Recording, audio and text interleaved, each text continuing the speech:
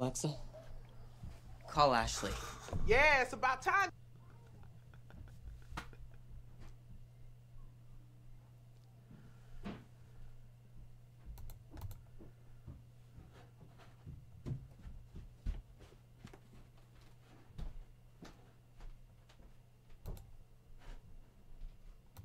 You call that?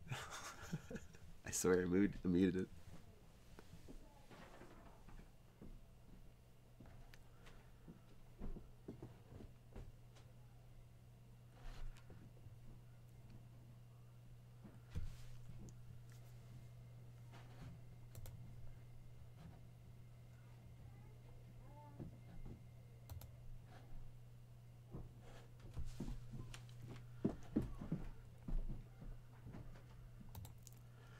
All right, greetings everyone. Nathan Nerdarch here from Nerdarchy for Nerds by Nerds, hanging out with my buddy Kienata, and how's it going?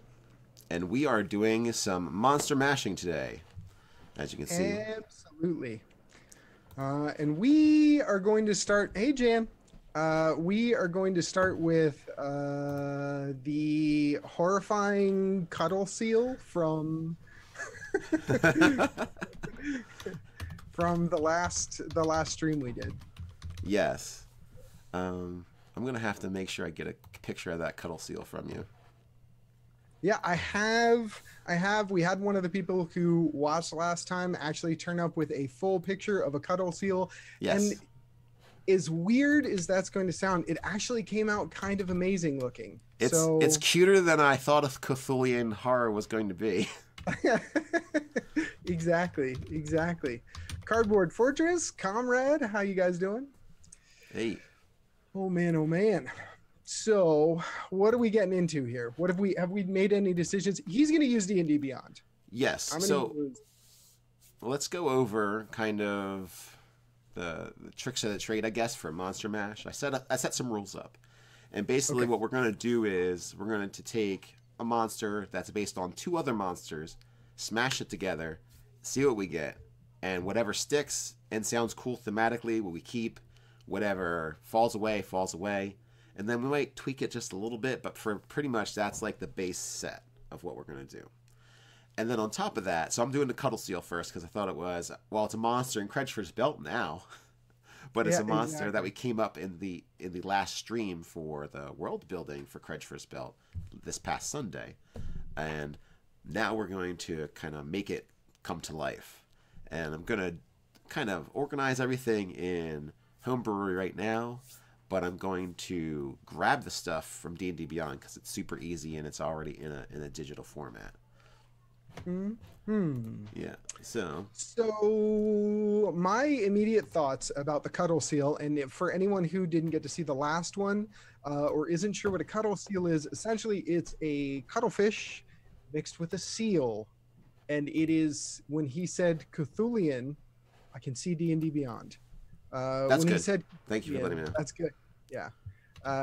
He means, I guess we were kind of thinking, hello, Peanut. We're kind of thinking, this is my dog, Peanut. She's saying hi. That it would have the face of a cuttlefish and kind of some of the, like that side ridge of a cuttlefish.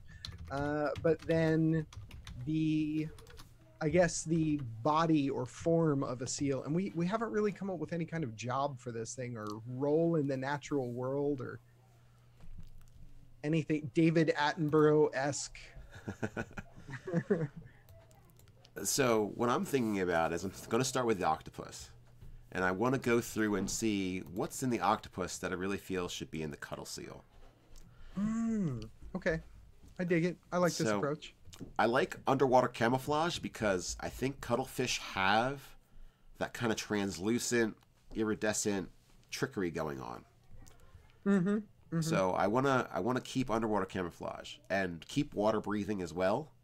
Can only breathe underwater. You think it can hold its breath and then get in walk around on top?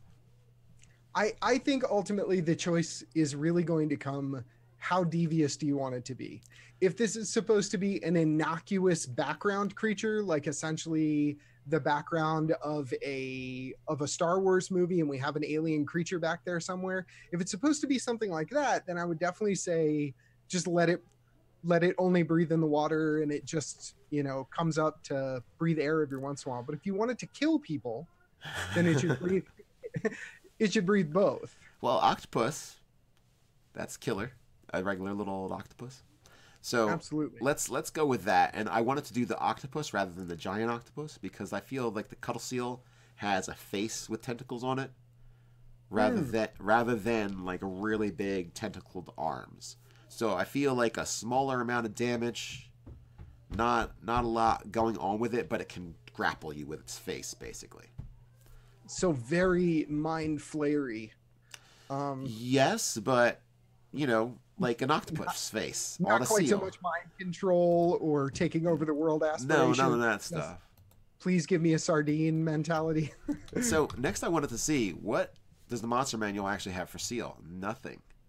So, really? But I think it has a sea lion, right? Oh, there you go. So we've got a sea lion here, which is way more scarier than a seal would be. So yeah, Cardboard Fortress was saying the body of a leopard seal.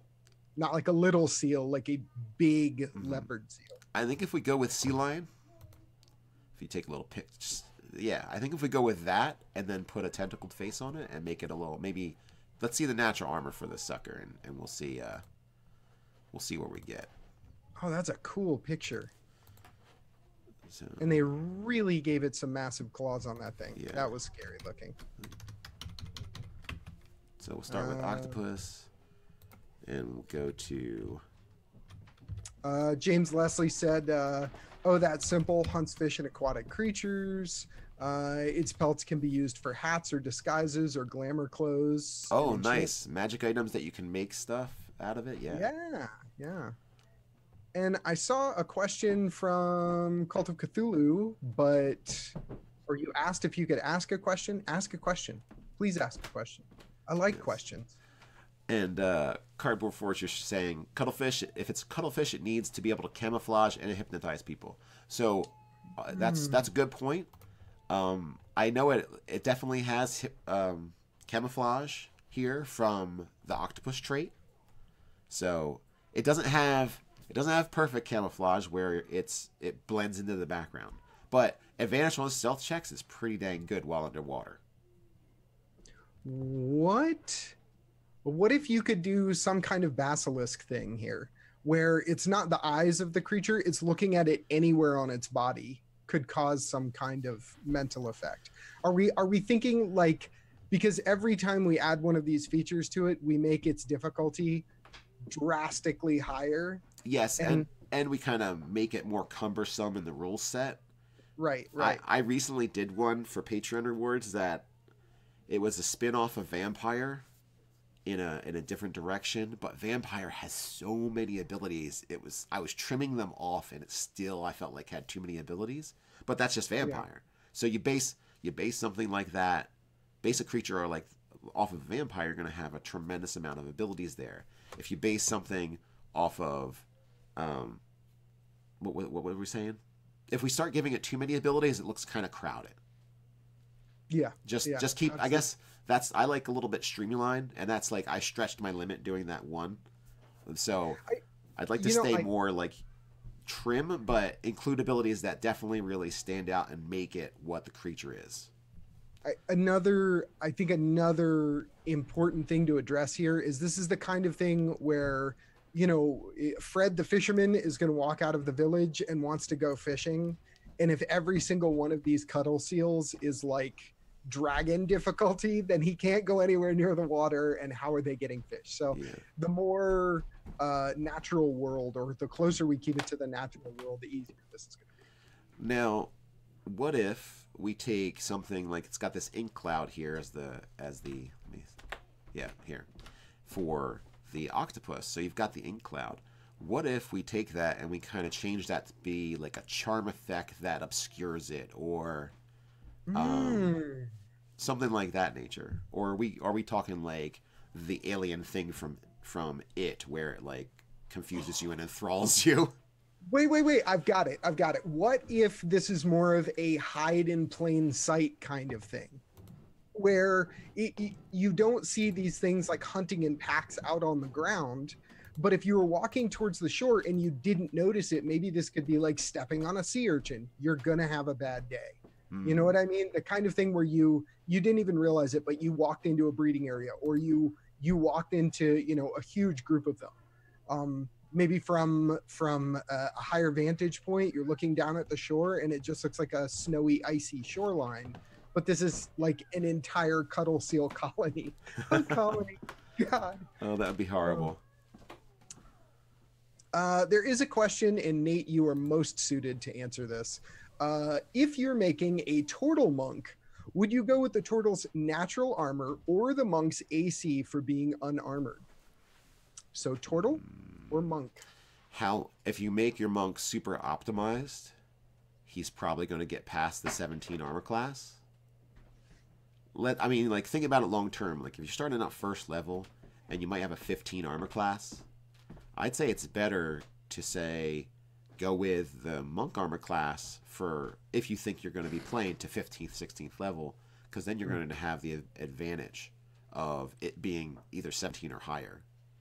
But you can still wear magic items and use other things that are going to boost your AC. So it's nice having just as flat 17 for most of the game. I tend to be a little crunchy. I would probably say, what's the armor class equation look like for a turtle? Because I personally haven't looked at that. Well, it's a flat 17. It's a flat 17. 17 plus rather than it starts at like a 10 or a 13 or something. Well, then with monk you add your wisdom and your dex to 10. So I would say 17 plus wisdom and dex. No, you can't do that. No, they're just, come on. Yeah, you calculate it by 17 or calculate it 10 plus wisdom plus dex. The 10 plus wisdom plus dex is eventually going to outperform that if you play a more optimized character. If you have a non-optimized build, then that 17 might just be, you know, hey, now I don't have to sit there and just put all my points into dex and wisdom. If for some reason you didn't want to do that, you may do just forget, you know, my one of my scores and just go with high con, so you can have a lot of hit points. I'm the kind of GM where I would probably be like, we can find a way to mush these together. Yeah. Because part of me wants to believe that the turtle shell still comes into the equation even while you're doing the other stuff. I don't know. If it were me, I'd probably sit down with you and write some custom rules for it, because that's a very specific combination. So, aren't cuttlefish poisonous? They are aggressive, but I don't believe they're poisonous. Oh, you know what? I think we should have done a little bit more research on cuttlefish before we got to this point. Oh, people who are attached to the internet right now, Google me some cuttlefish information. And they're aggressive. They're good at cloaking. They're murderous. They're. Well, I mean, if you're a prey of theirs, they'll definitely go at it. All right. So, can we say the ink cloud is more of a? We'll change the ink cloud to be something more akin to hypnotic distraction or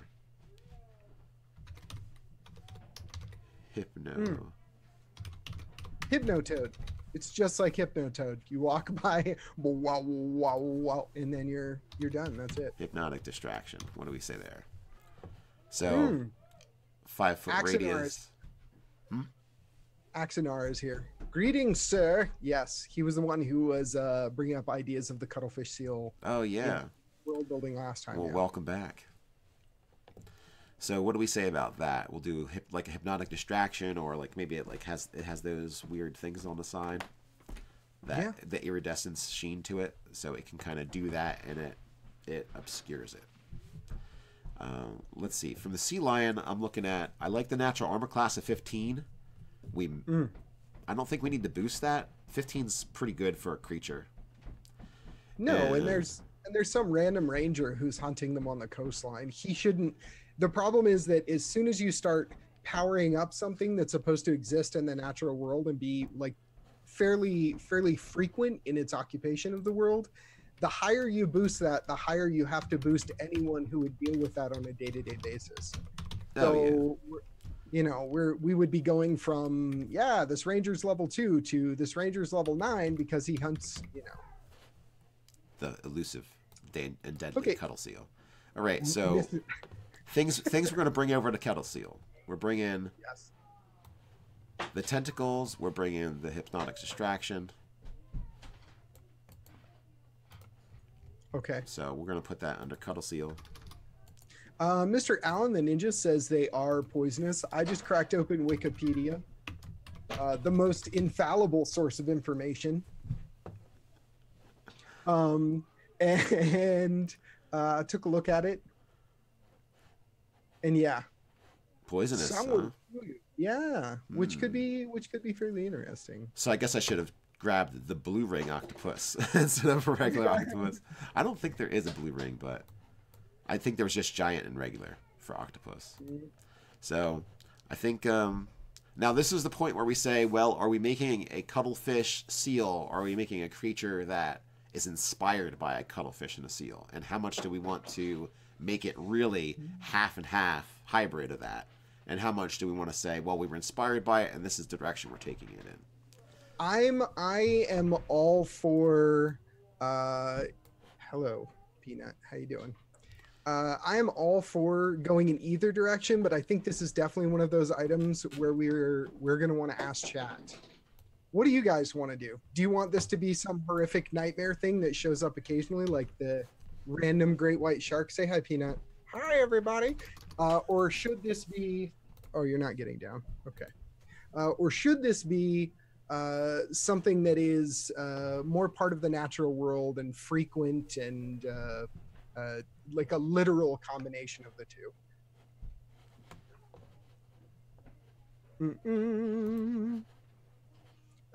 Yes, and yeah, 5th edition has challenge ratings. Do we? And that's a good question. Cardboard Fortress asks, did you decide on sort of challenge rating for this? Well, the octopus is like super low. I think he's like an 8th or something. Really simple like that. No, challenge rating 0, 10 XP. So he is really on the low end, but we've got a tough, bigger body. It's got better armor class. The sea lion is a challenge rating 5 or something. It's pretty big. Where is it? Yes, it's challenge 5. So I would like something that's harder to kill than an octopus and more dangerous and less deadly than a sea lion. The next DK Buckley 2001 said horrific nightmare all the way. So we could have a sea lion, I mean a cuddle seal, and then maybe like a youth and adult. So let's make the adult, or like the elder. Yes, it should be an elder cuddle seal. So the elder cuddle seal, I think, would be the sea lion variety, and then there would be like a half the hit dice. So it's like 6d10. So it would be like 12d10 is the sea lion. Let's go with 6d8 because it'll be a medium monstrosity. Okay, so the one of the immediate thoughts that came to mind is, are we going to get this thing out of reach of wild shape? Because it's a monstrosity, so it is automatically out. It is reach. Automatically. Okay, Yes. all right, cool. They did that right, where it's that you don't have to worry about if someone can wild shape into it unless it's a beast. All right. Okay, Cardboard Fortress was saying I would place this in the same rarity and nature as a leopard seal. Being an aquatic creature super limits its interactions anyway. I agree. Yeah. And yeah, Mr. Allen, monstrosity. Yeah, it's got Keep it away from druids. You got a tentacle face. Unless you're a squid, you're a monstrosity. Deal. Perfect. What are you doing? When you do the Gygaxian thing of taking 2 different creatures in nature and slamming them together, you're automatically a monstrosity. I like this. It's the rule. This. Okay, so monstrosity, challenge rating, difficulty, value, super powerfulness of... I think it would be a 3. A 3? Yeah. Okay. That's what I'm thinking. So let's grab this stuff.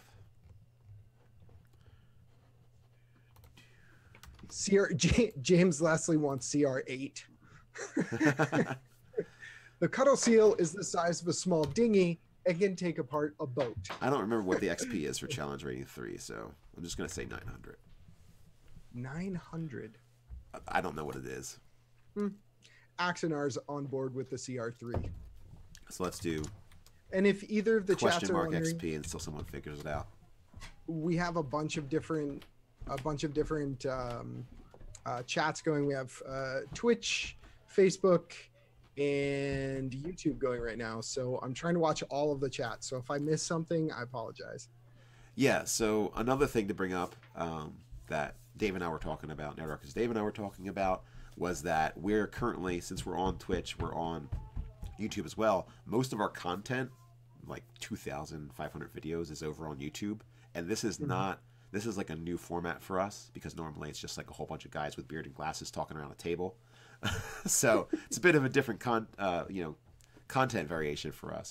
Guys with beards and glasses talking about D&D. Yeah, that doesn't happen anywhere else. Nowhere else on the internet does that happen. I think it should have a fairly slow land speed and a real fast swim speed. Well, we've got speed 10, swim 40. Oh, wow. Okay. What do you think? Too slow? I think if the paladin's in the water and plate mail because he didn't watch the ice, he's he's a dead man.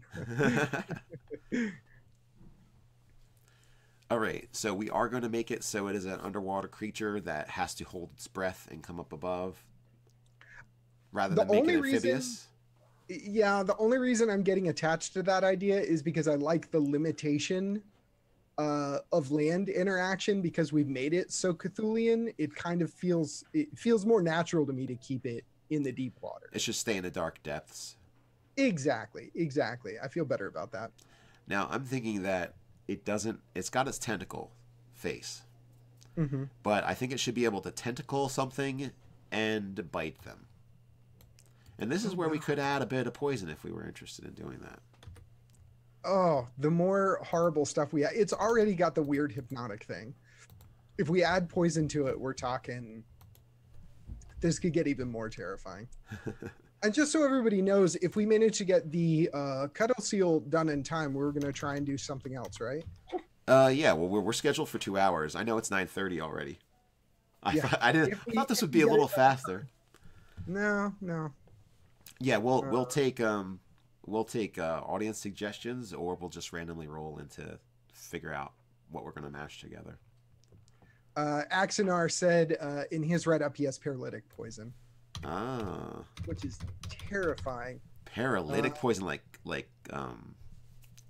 carrion crawler poison? That's rough. Scott Burton says that's why I need to do to become a part of Nerdarchy, let my beard grow out again. That's exactly right. And if you're here right now, technically you're already part of Nerdarchy. It's just one big family. So yes. DK Buckley, 1 turn of paralysis on bite, something like that. Yikes! So you pretty much, once it gets you, you're done. Oh my. Okay, there are a lot of votes for paralyzing poison. Everyone's getting behind this. All right, immediately. I think. Trying to remember, you guys could end up players on the business end of this thing. So try and let that kind of even out your opinions on how deadly this thing should be. Next Arctic fan game, I think this is going to be making an appearance. So if you get invited to a fan game and Nate is running the game, fear for your lives. Could get bad quick. All right, so I want to make the bite super weak. So right now the tentacles just do 1 bludgeoning damage. I think I want to make the bite pretty low as well. And then the poison is actually what? Oh, we're talking paralytic poison instead, right? Yeah. Okay. Cardboard Fortress is kind of giving a play-by-play of how he sort of imagines this going out. And I'm sort of along with this. Christian Jones seems to agree. Paralysis, poison, bite. And then after, it would do this after it had hypnotized you. So it almost has an order that fits into like a logical hunting methodology. Like it flops up on the ice, it hypnotizes a mammal that's nearby. And then maybe a normal seal that doesn't know any better, then paralyzes it and consumes it while it's still alive, which is horrifying. So that's nice. Nightmare fuel. Yeah, There we nightmare go. fuel. Good times. This will probably be a 5. All right. Okay, so bite. On bite, it will do the paralyzing poison, right? That's what we're looking at. Let's say just this is going to be shorthand. It's not standard to look at it. So it's usually, let's say, Constitution model. Oh, you know, we didn't do the stats yet. So it's DC something something. Let's say 13 for right now. Are we saying You see how technical Yeah. we get into this? DC something something with some hit points and it hurts things. We'll fill in numbers later. They're not important. What does a dragon have? I don't know. Laser beam eyes. Laser beam eyes. All right, so let's say DC 13 con save or paralyzed for, we're saying until the end of the creature's next turn, or 1 round, or it's probably, it pretty much would be until the end of the creature's next turn, technically, if it was 1 round. I like the idea that someone could get bit, they'd be surprised that they were suddenly paralyzed, and then the opportunity for one of your teammates to come over and help you. That kind of introduces some gameplay there, where one of your fellow adventurers could step in to save your bacon. So 1 round, you know, All right. I'm down with that. So okay. Paralyzed for 1 round. Andrew Jackson, I'm not sure if this thing is going to attack impacts or not. Yeah, the sea lion has that ability and also has keen smell. And I think it's kind of funny to give a tentacled face monster keen smell. So I kind of want to do it just because. They could have some form of sensory perception based on the crazy tentacles. That could be fairly interesting. And yeah, I think maybe it's like not tremor sense, but it just, you know, knows stuff's around. So it's kind of like smell. Okay, this is a gross combination, but it is kind of hot. Paralyzed and then poisoned status, so they have disadvantage on the save. Yeah, we don't want to just kill people with. It's nasty though. That's nasty, but it's good. Poison status. Ooh. I'll think about it. We'll think about it. Yeah.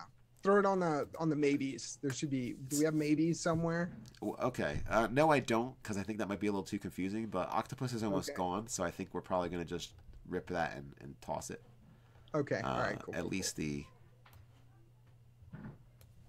Boom. Okay. Let's kind of think about stats. I'm gonna port. Okay. I'm gonna port the octopus one over. No, I'm gonna port the sea lion over because it's closer to what it would actually be. Okay. All right. So Let's take a look at the little screen here and see what kind of gross stuff we have. 15 armor, 90 hit points is so many hit points, dude. oh, it doesn't have 90. Sorry, I didn't change that yet. So 90 is what the sea lion has. Okay. This is going to have less. So most likely. Do you do an average? 5, 30, 42. Okay. I do 1 extra over the median for the dice roll. Okay. So it can be a 4 or 5. Sometimes I split it. So technically I could do 3 4s and 3 5s and then add a 12. But I don't know if that. I don't know if the Constitution is going to be that anyway. All right. So we look over here. We got cuttleseal. This we're taking the sea lion stats right now. So 17 strength, Dex 15, Con 15, Intelligence 3, Wisdom 12, and Charisma 8. So I like the Con being that high. I think the Dex is that high is fine. Do we want the Strength to be a 17? I guess it's going to be able to throw around its weight.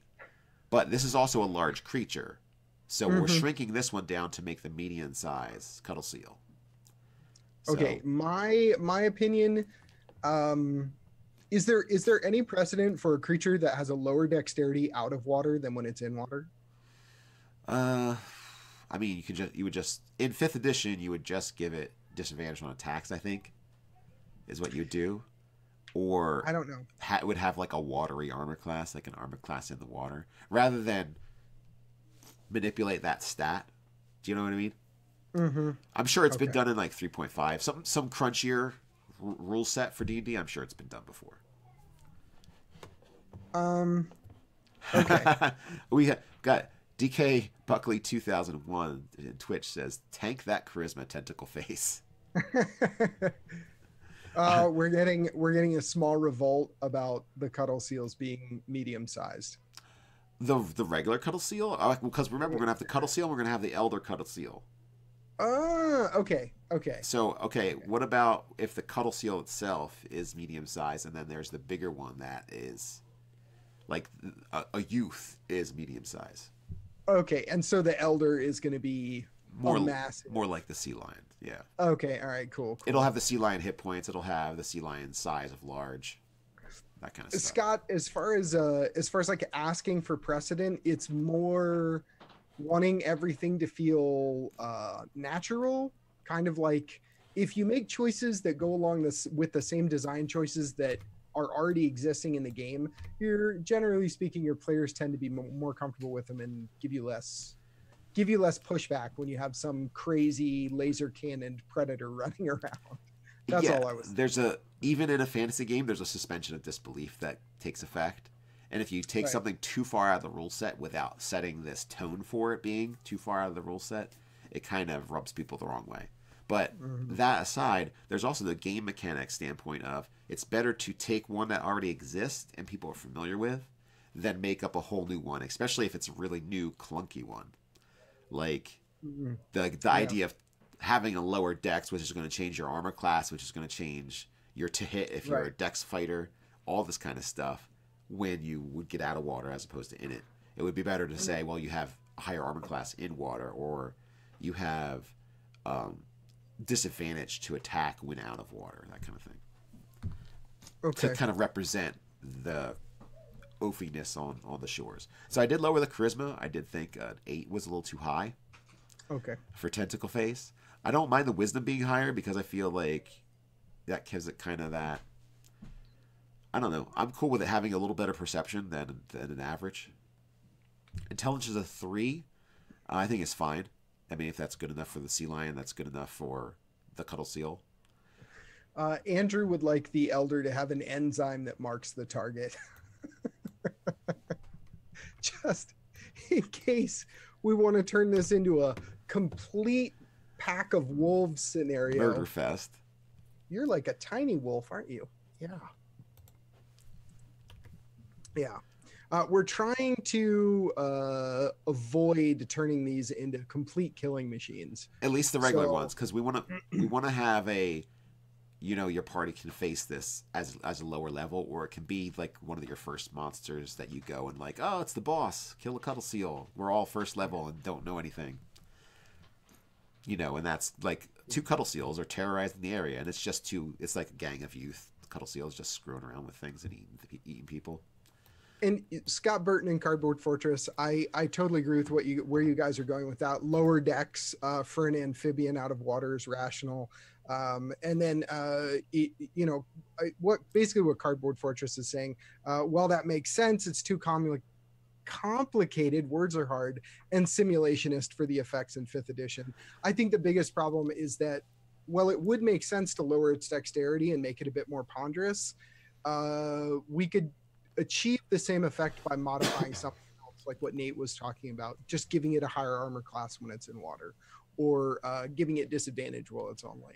That way the GM doesn't have to have a headache if he decides to whip one of these out, Yeah, and there's a limit to how usable a creature is when you're just kind of whipping it out of the monster manual and throwing it in and saying, okay, I got to remember all these things while I'm also remembering, role-playing the evil druid that's with this cuddle seal, and, it starts to get really ponderous, which is one of my complaints was when I was thinking about that vampire variant I made. I was just like, this is too much stuff for the DM to remember. But then I was saying, well, vampires are like a really big plan-out event. Like, you should not just toss one in. It should be like a super planned-out thing. There should be what's that called? Like a cornerstone monster of an adventure. While a cuddle seal is just a throwaway monster in the end. It might be terrifying first, second level to come against a few of them or an elder, but it's a throwaway monster. It's like a goblin. I do I will say that I do like the idea of essentially like a pack alpha or a primary large cuttle seal. Like this one's the biggest, maybe it's the A dire cuddle dominant. seal. Yeah, like the dominant male of this breeding area or something. You always see instances of that, like the one male bison bull that's like twice the size of everybody else or something like that. That could be fun. Cuddle seal ink pasta. Cuddle I've seal ink actually- pasta. Yeah, I've had squid ink pasta, and if you like seafood, it is like eating liquefied seawater fish. It's very hard to describe. It is pure seafood flavor, but yeah. What, ink pasta? Yeah, squid ink pasta. It's Gotcha. incredibly intense. Is that like really like thick, like beet juice? It's also got that kind of, you know, it's a secondary taste that isn't sugar, that isn't. It is, yeah, it is thick. It's like compounds. Yeah, salty, and super fishy and super intense. Yeah, it is. I would rather crazy. just eat some seaweed then. It's more readily available.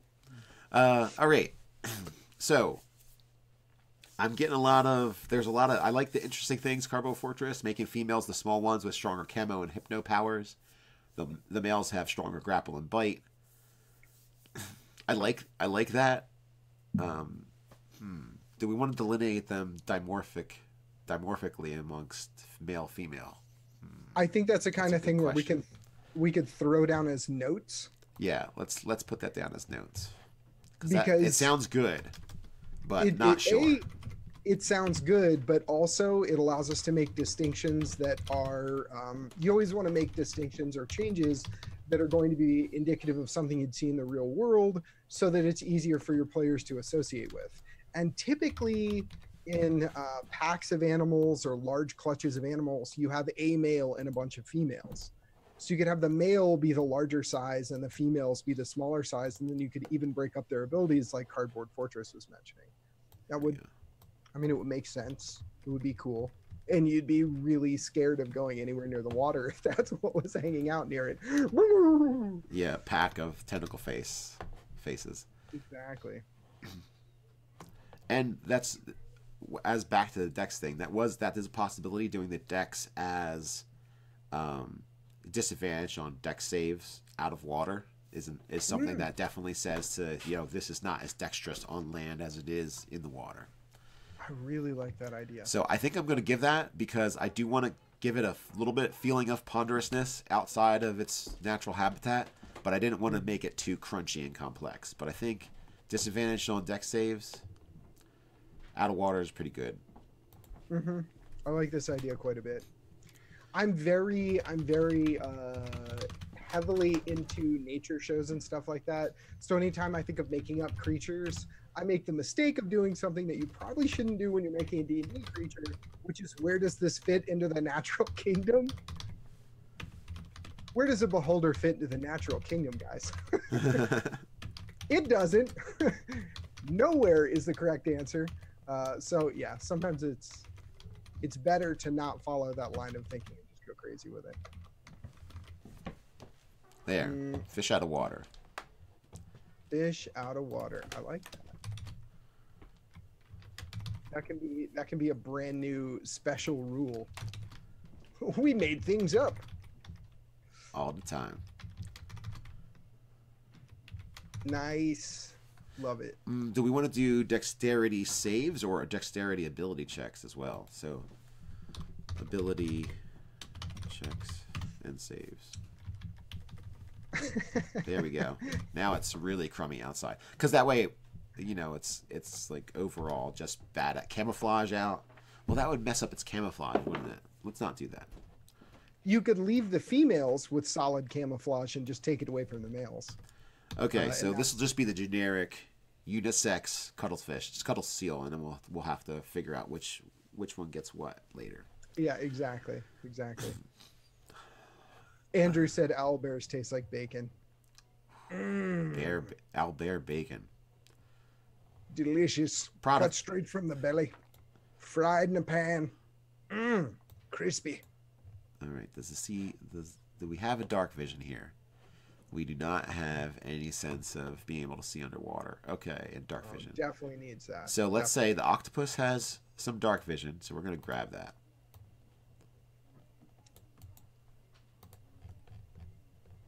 And plop it down. I feel like we've got the bulk of the fundamentals here. Yeah, I think so. I don't want to sit here and crank it out completely, but I think this is a good start. And what I'd like to do is sit here and kind of craft it up and then be able to show it off at some later date.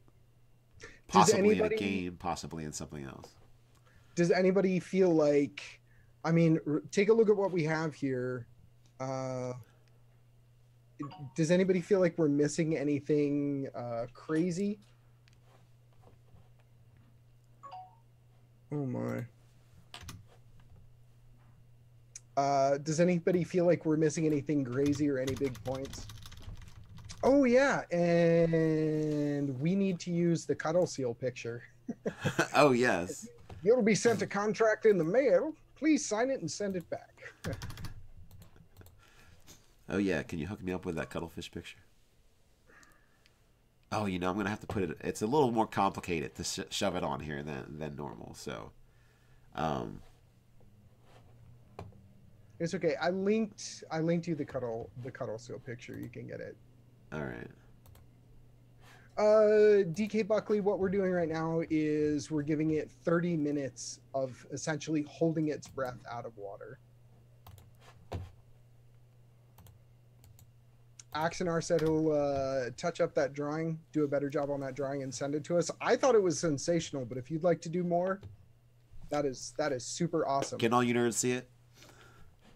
Oh, there we go. There we go. Awesome. Yeah, so really cool. Nice little just mock-up drawing just based on a few minutes that we were talking about stuff on the world building on Sunday. You're way off center. Can you scoot it towards you? Scoot it. So so the cuttleseal can be seen in all its glory. All right. Let's do that, and then maybe does that do anything? No, it's not going to do anything. It's okay. It's okay. All right. Saints Guard does have a really good point. Saints Guard questions resistance to cold damage. You know what? I think it's going to be able to handle extreme weather, similar to, like Arctic creatures. Okay. Can sometimes just deal with its natural habitat's Arctic. I don't want to give it resistance to cold because that means it can just soak. It can just tank magical cold damage, which is on a different level. Okay. Okay. All right. I like this. It's just naturally resistant in the same fashion as a walrus or seal. Yeah. So we would say that probably.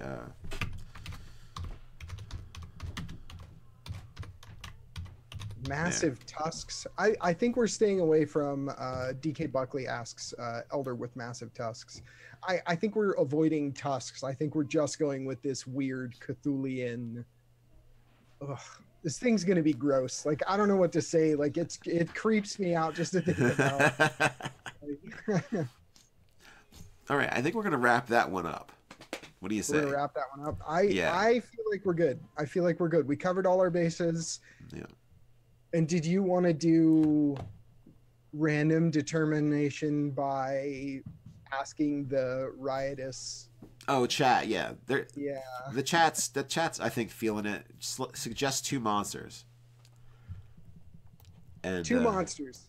And we'll we'll pick 2 of them. You know what? I think I want to add the swimming leap. Just cuz it would just be terrifying. So only because out of the water at you? Yep, swimming leap. With a 10-foot swimming start, the cuttleseal can long jump out of or across the water up to 25 feet. Oh God, that changes the game.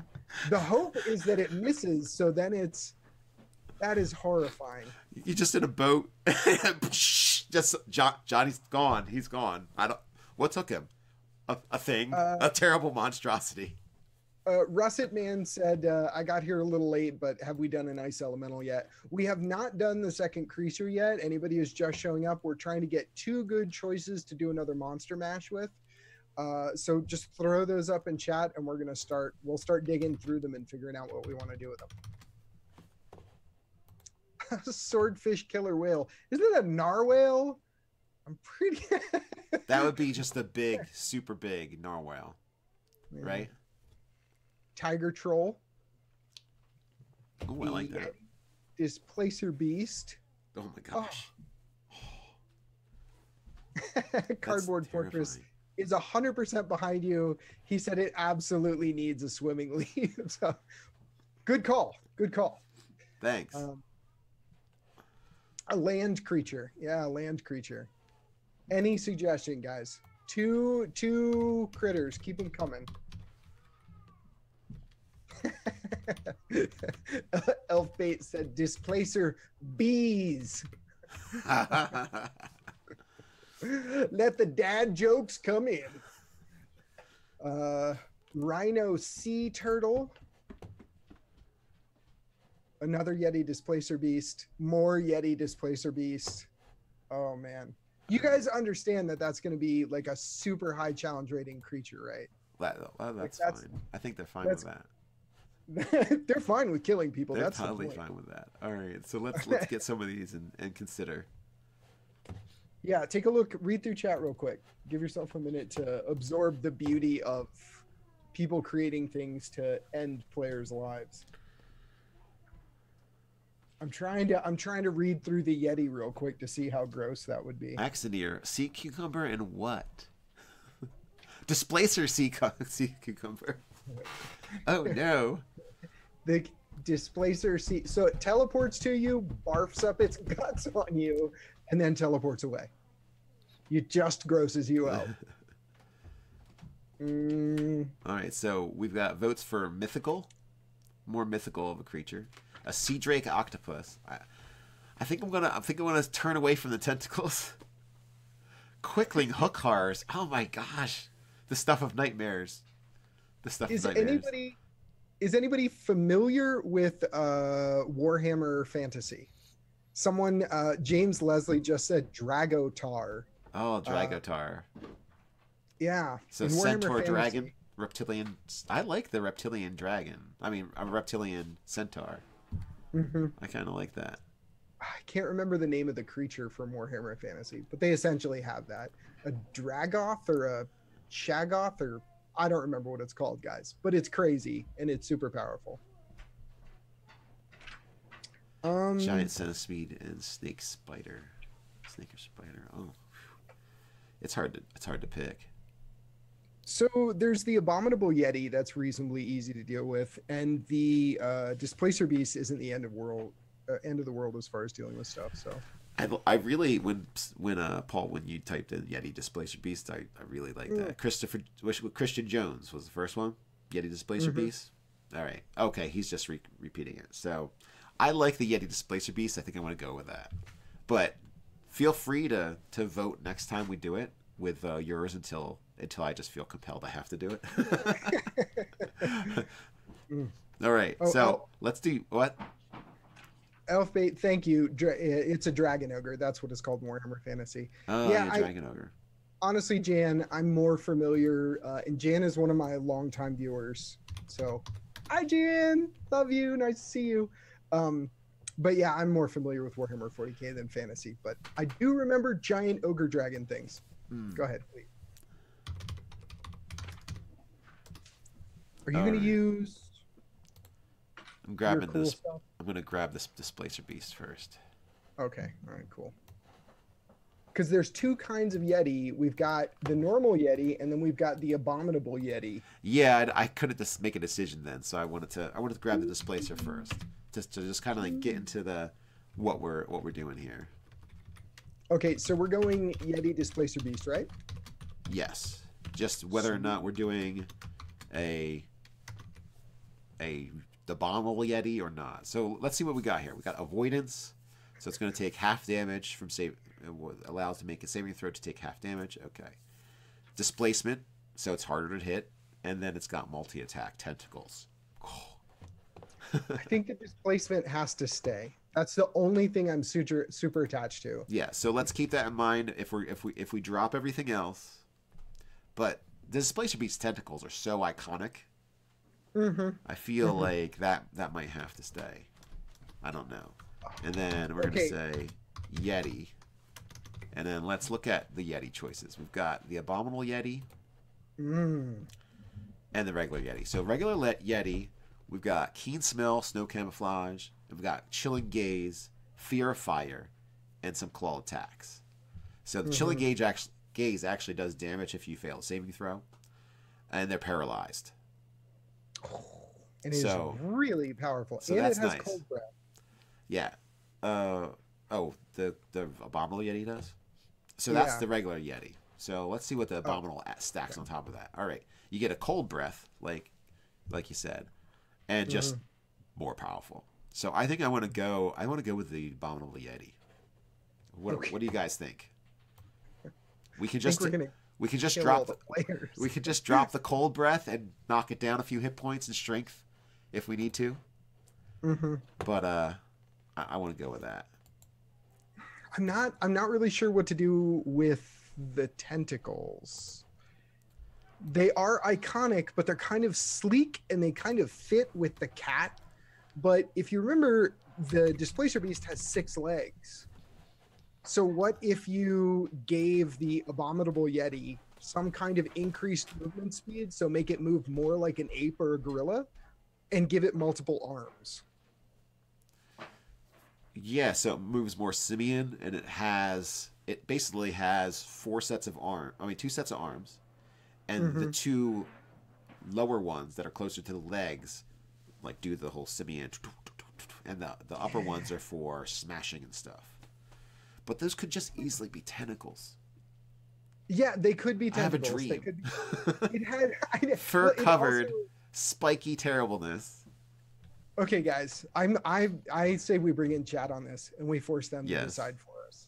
Okay, guys, Mortal Kombat, Goro 4 arms, or his lame idea. No, I'm just kidding. or tentacles instead. And if we do the tentacles, we can actually go back and do some of the Displacer Beast tentacle attacks, like its version of multi-attack. And while you guys are considering that, I want to say that the avoidance and the displacement that the Displacer Beasts have, I want to port those over to this Yeti Displacer Beast mashup. But I want to say it's snow camouflage stuff. It's all based, like, it's snow illusions. It's all this kind of stuff. So maybe it brings a blizzard with it, like a real, like, changes the weather so the wind whips up and blows snow around. Something like that. That's like, it's super set in that area. Ooh, this is another thing for Credit for Spell. I didn't even... It just so happens it'll be a perfect mix. It's perfect. It's perfectly Okay, well, terrible. we started, the world building talking about snow, and now that's where we are. Yeah. Okay, Russet Man said, would the tentacles be covered in fur? That's where he is. Yeah, that would have to happen, I think. Okay. 2 big arms to smash, 2 small arms to grapple from DK Buckley. That's interesting. And we have so many Goro with 4 arms and tentacles. Oh man. Goro but with more elbows. Furry version of Goro. Lots of suggestions. Horrific.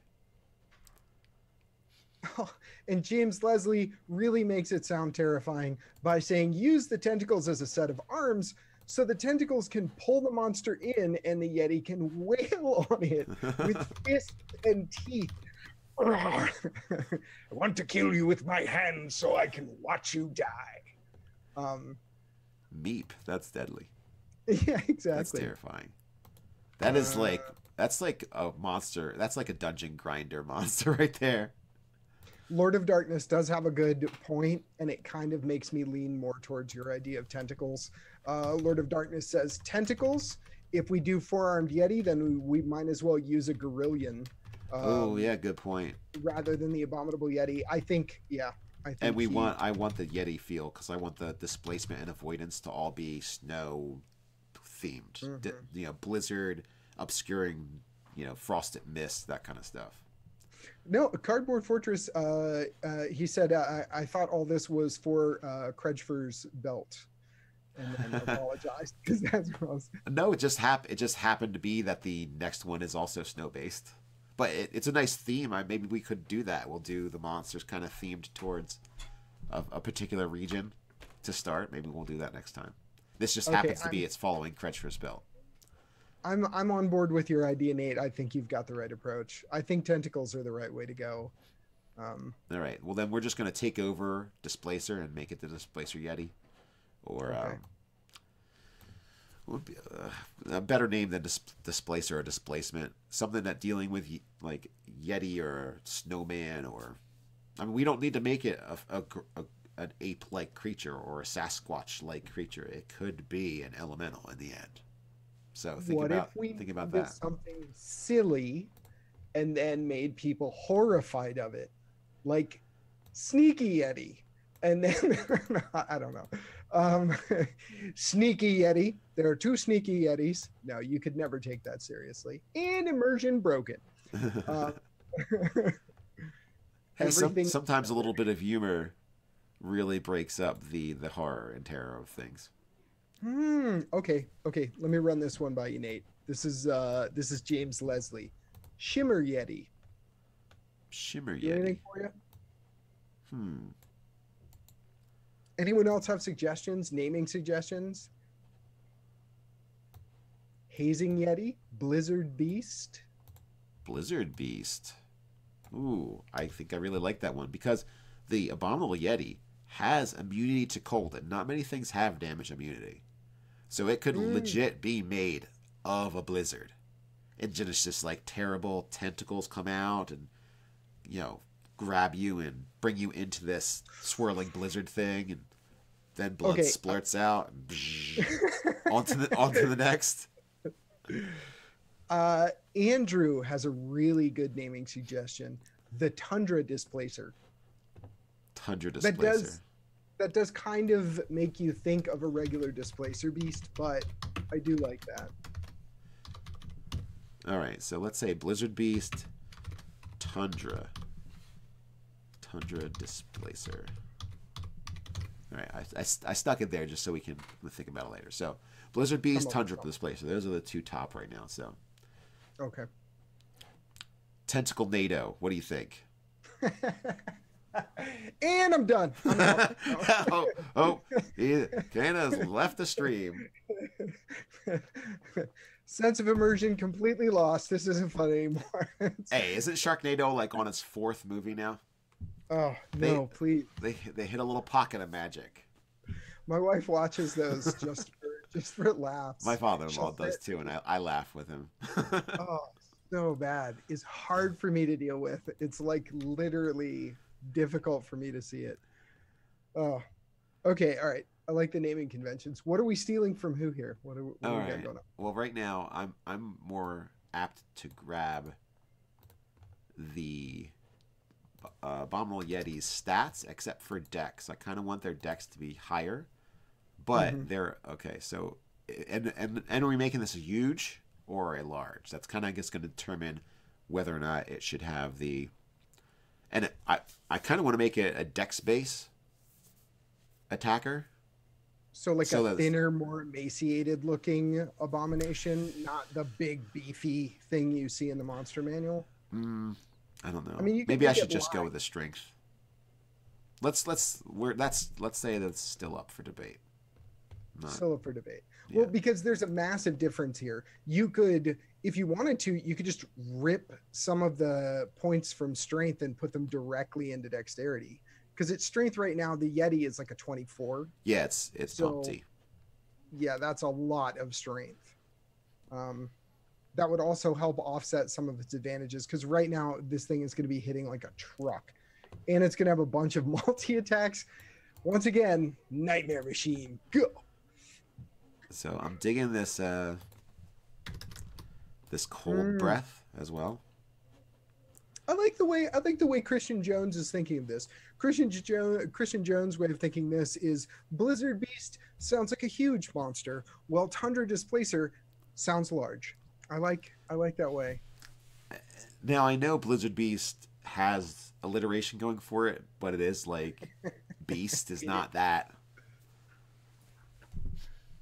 You know, it's not that exciting, but I like I am a sucker for alliteration. I'm just gonna put it out there. A pretty picture can go a long way. I know I've literally run encounters based entirely upon like I opened the monster manual and I'm like, oh, I haven't used that in forever, and look at that picture. So, all right, what do we think about this chilling gaze? And do we want to reskin it as just a? It's not a gaze, but it's just part of the cloud of blizzard and mist goes at a person. My vote is no gaze. Okay, no gaze. And that may be extremely unpopular, but my vote is no gaze, just cold breath. Okay.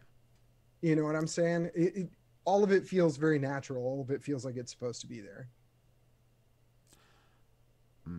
I'd rather have the chilling gaze. Well, I would say like chilling tendrils. Cardboard Fortress. I think he's kind of thinking the same direction you're going in. I think Beast suits the mysteriousness of it, always being surrounded in a blinding storm. So maybe the vision would go better than that. Oh, Axanar, freezing touch from the tentacles instead of the gaze. Yeah, I was thinking it's like kind of the blizzard itself comes out in these tendrils and wraps around you. So that could be called freezing touch.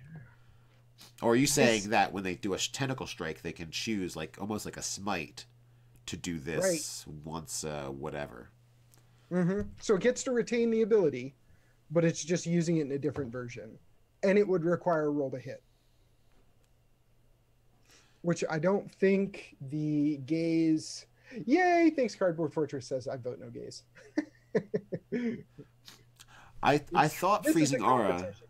Cardboard Fortress, I did think freezing aura. I like that you brought it up. I don't want to... again, I'm like, this is getting kind of full on abilities. Because then we still, like... You know, technically it's going to get snow camouflage. It's going to get snow camouflage. I'm not going to give it keen sense, keen smell.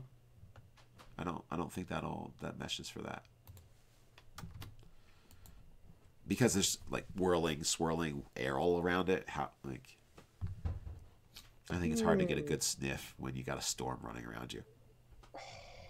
Chimparzan, just real quick, an aside. I love you. Thank you. That's amazing.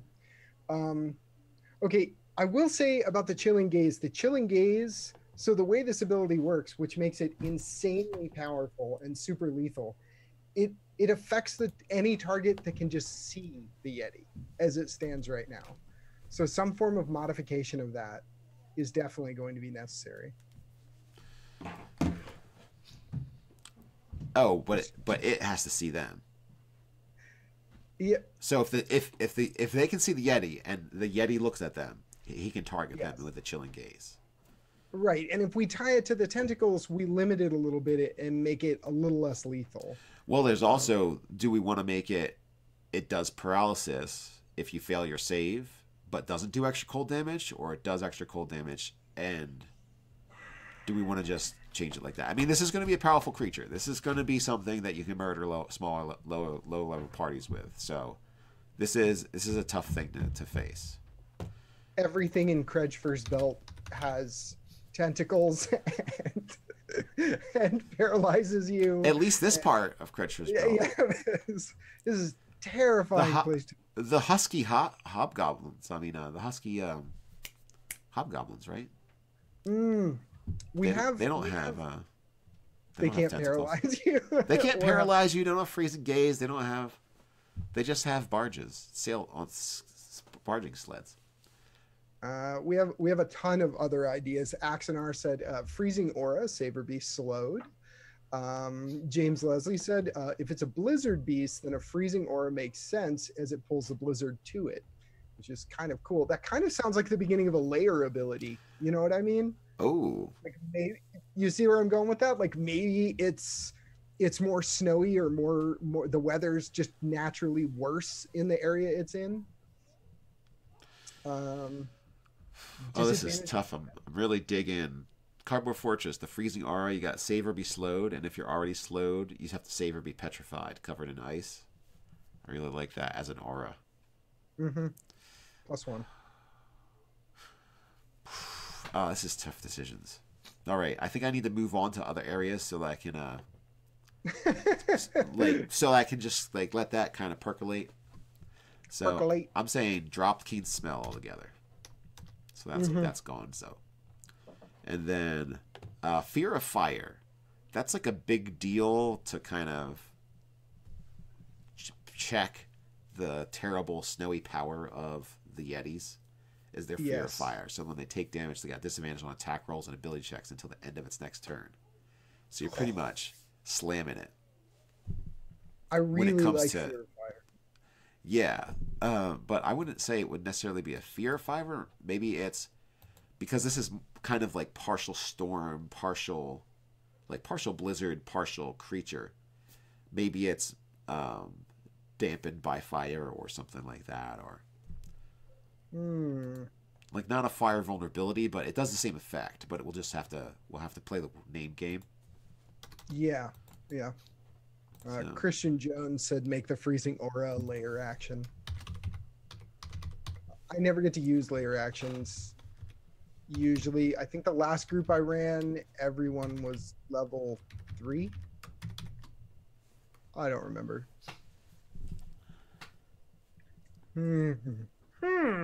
Interesting, Earthling.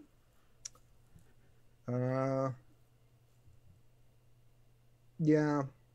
Cardboard Fortress, I think, is a general flavor, not necessarily a rule. The weather is always bad for miles around it.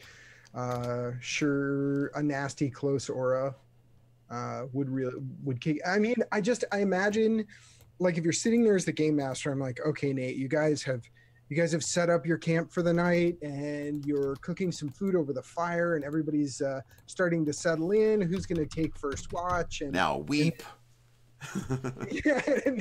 now begin crying. No, and then we could start to go into the as the weather's really starting to intensify, and then the more the weather intensifies, the closer the creature gets. I really, really like the way that feels as a GM. Yes. So I like the layer effects. It doesn't now. These two monsters don't have layer effects, but I think what we're creating, I feel like that it deserves some. So let's say increase in snowy storm activity. So that's the one thing that's going to happen. And then we can also say cold intensifies. Yes, this is good. So those two things definitely.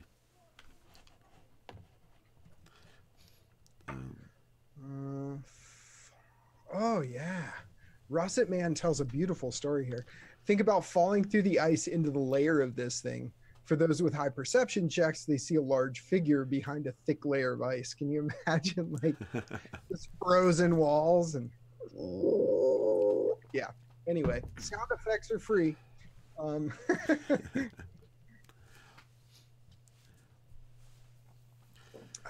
So tentacles, chilling tendrils, or whatever we're gonna say, freezing touch. Exactly. Got the something cold like breath. And we got layer of increase in snow activity. Cold intensifies. What actions does it use to use its chilling tentacles or its cold breath? Is it able to do the multi-attack with either of those? Maybe with its tentacles? I think the cold breath is just a flat out. They do it and it's got a recharge power, but you can't do anything else with it. Okay, all right. I like that. And the tentacles, let's see, what do we got here? Got multi-attack, basically. Chilling gaze or make 2 claw attacks. So it can be... I feel like because it's moving around it's basically got like 4 legs. They just happen to also be usable for other things.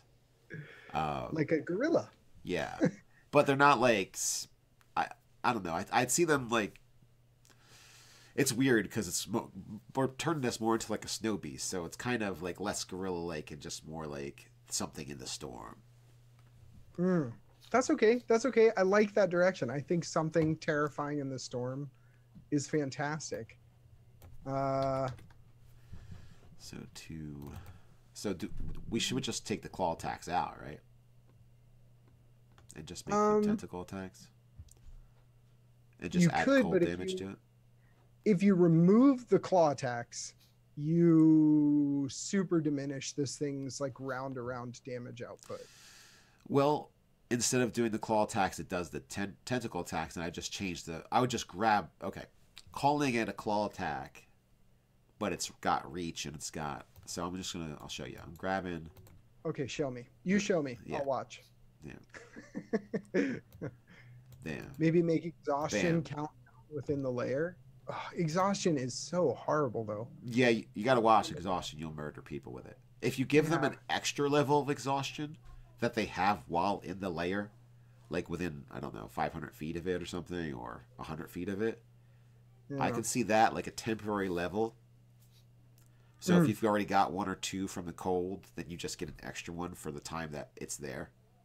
That's exactly what Deadeye Wolf was saying. He was saying maybe make the exhaustion count down within the layer.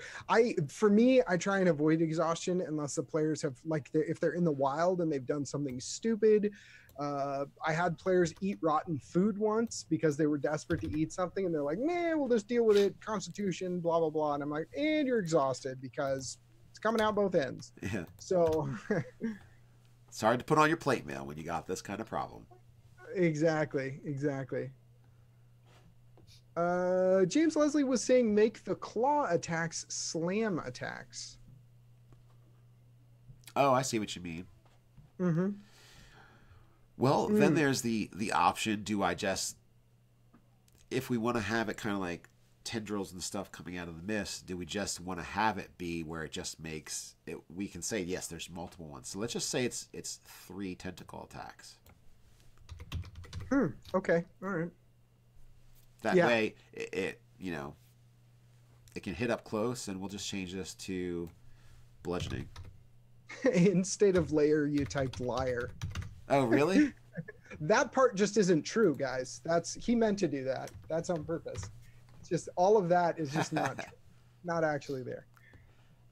Cardboard Fortress said just give it 4 tentacle attacks with much more bludgeoning damage, D12s, something like that. Oh, I'm doing 2d6 and then 2d6 cold damage. That is because that's the Yeti. That's the Yeti's attack. So I don't know. I think 3 is pretty good. Yeah. Because you could say maybe it's propping itself up with one of its other appendages. Like it punched you and got you with both tentacles, and then it's, Because the 4th tentacle attack could just be considered the chilling tendril attack, if we would do it that way. So within a certain amount, like a part of the Blizzard Beast storm comes over to you and messes you up. I like this. This is good. Yeah, so chilling tendrils and makes 3 attacks. And there's 3 tentacles.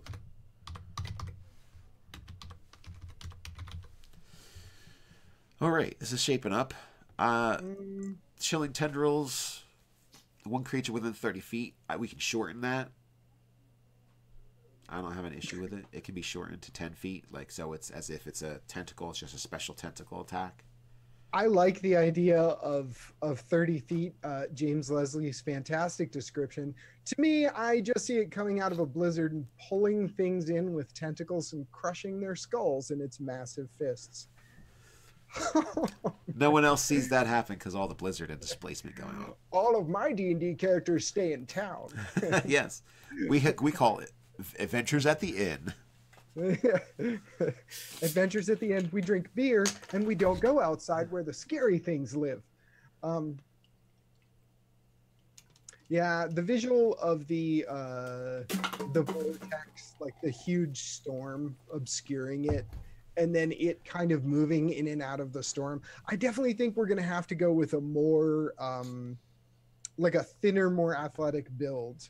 The kind of gut that they have on the Yeti in the monster manual. Anybody who's got it in front of you, it's page 305. That it kind of looks like honestly, if you look in nature and see a lot of creatures with a large gut like that, they're usually monkeys, and that's usually because they eat vegetables all the time. Yeah, and they've got like a giant amount of intestines to actually process stuff out of all those leaves that they eat and things. Exactly. This just eats meat. It doesn't eat anything else. So I imagine it could be fairly lithe, fairly thin. So I changed the tentacles to tentacled arms. So it's just like really long reaching, grasping things that just bludgeons and grabs things with. Okay, this is amazing. This is good. Do this. Seeing corpses with absolutely crushed heads half buried in the snow would be a great way to get some foreboding in. Ooh. Yeah, that'll do the trick. All right, I like the level when you're in the layer area that you get a level of exhaustion that just kind of stays with you while the beast is alive or while you're next to it. Oh, the players will be floppy noodles.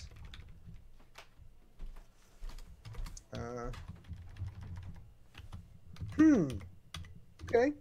Cardboard Fortress has a different perspective. He said he doesn't imagine it eating at all. Instead, it's just kind of a force of nature kind of thing. Brian Smith said it loves munching on some snowy dwarves.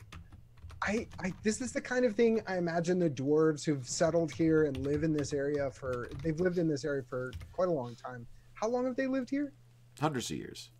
Hundreds of years. So they've got to have legends and stories about these things. Maybe like a head up somewhere, you know? I killed that in my 3rd year. You know, like low howl. Ooh, maybe its howl sounds like the wind blowing. Like that really thunderous mountain air when it's I don't know. Yeah, whipping.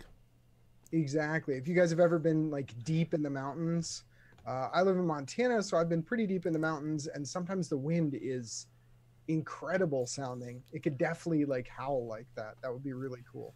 I got to tell you, about getting off topic, when I went to Montana to go to Idaho to hang out with my grandparents, my in-laws, I went. It was really impressive. Montana was pretty cool looking because you could see storms from so far away. It was like watching a show that you had no connection to because there was like lightning bolts and all kinds of insanity going on. But it was so far away, the entirety of the storm was visible as like a little drawing. Like it was like a painting off in the distance. So when I came back from Idaho and drove out of the last mountain and looked down and just saw like it just stretched on, it looked like forever. It was pretty cool looking. Understandable why it's called Big Sky Country. You also have a nice perspective because the mountains are so high, so tall. You see clouds smacking into them and stuff. It's pretty cool. So I'm looking at this. It's got a climb speed of 40 and a speed of 40, so it's fast. Do we want to make it slower? I don't want to make it slower. Does anyone in chat feel like it should be slower? Maybe keep it 40-40. I'm cool with it. I'm thinking out loud. I like the idea of like that. Its ability to move quickly makes it more terrifying for me. Yeah, that's true. That's definitely true. So, you know what I mean? So I like the idea of it being able to just move super, super fast because that's horrifying. But climbing in a mountain area, blizzard mountain area, you got to figure it can go up trees and go down them and go just... Well, yeah. I mean, you see this thing coming... Leave it fast and terrifying. There is Cardboard Fortress is saying bring it down to like 30 feet or something. And Axanar, it should ignore ice as difficult terrain. It's a good point. Ignoring snow as difficult terrain. Let's say it ignores Arctic conditions as difficult Arctic conditions. So to just completely ignore those, and then we could lower its speed at that point. It wouldn't really be a detriment.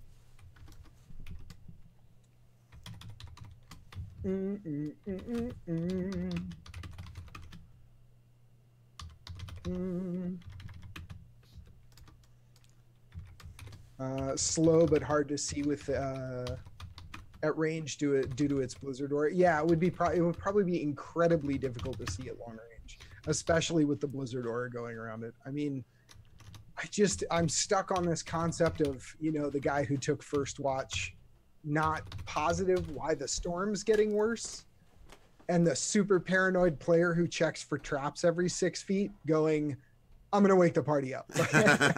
I don't know, you're doing something, GM, you're up to something. I wake the party up. I'm not doing this. I am permission to freak out. Permission to freak out granted.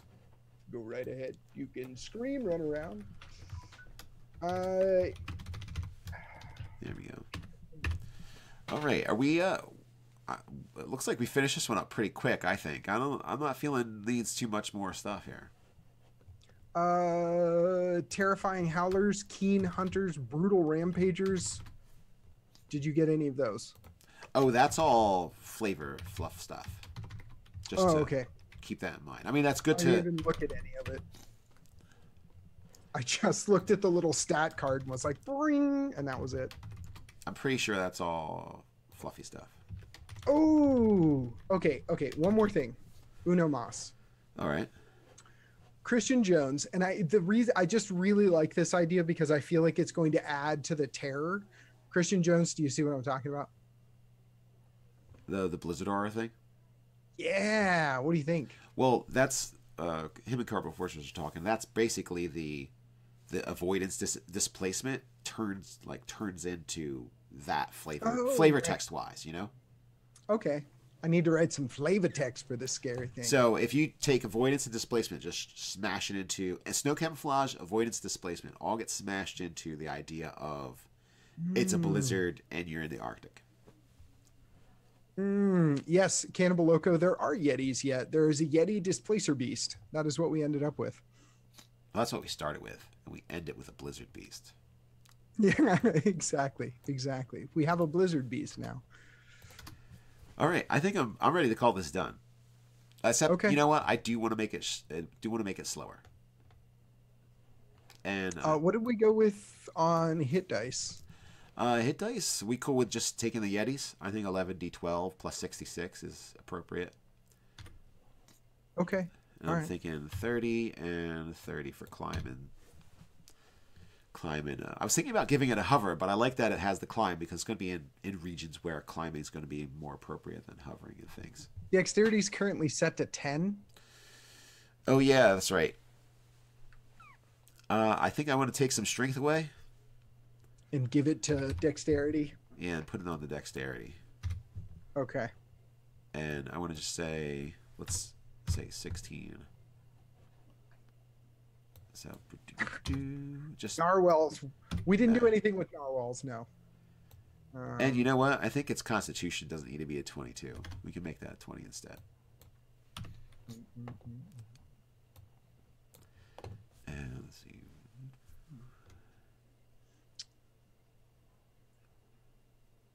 There we go. 55. Plus 11 to hit, reach 10 feet. Yeah, this thing is going to be gross. Yeah, I'm really interested to see one of these in action. I kind of want to set some minis down and see how devastating. I guess everything changes if the party isn't aware of it existing and it just shows up on their doorstep. That's totally different than if they're aware, they see it in the distance and try and have an opportunity to try and deal with it. So.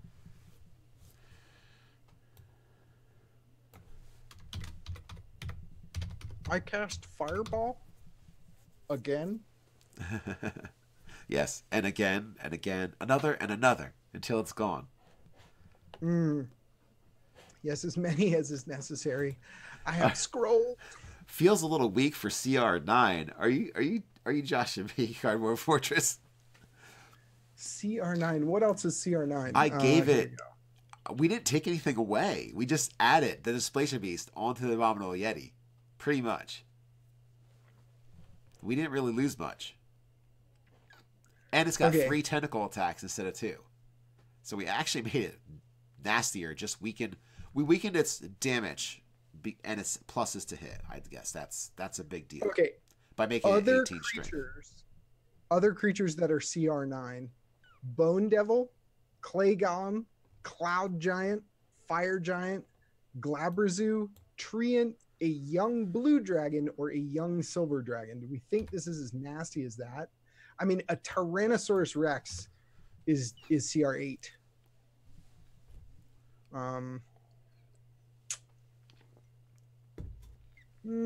This is incredibly hard to hit. It is. It's It is got exactly. the avoidance to take less damage. It's got the issue with its displacement ability. So attack rolls just have disadvantage to hit this. Just in case you didn't know, if anybody didn't know what displacement actually does, they have disadvantage to hit you. So it's got 16 armor class. Really, it's got like a 21 armor class if you think about disadvantage adding +5 or -5. Mm-hmm. So it's got a really nasty armor class or ability to not be hit. And it's got 126 hit points. So it's not going anywhere anytime fast. I think it's closer to CR8, at least. I mean, a Hydra is CR8. Okay. I mean, how many hit points does it have? I don't have hit points. Does it have disadvantage? Does everybody have a disadvantage to attack it? No, it's got like 15 AC. You can beat that thing up pretty quick. It only has a tiny bit more. Yeah, it's also intelligence too, so you can throw a piece of meat and the Hydra might go after that. Throw a goat, loot it.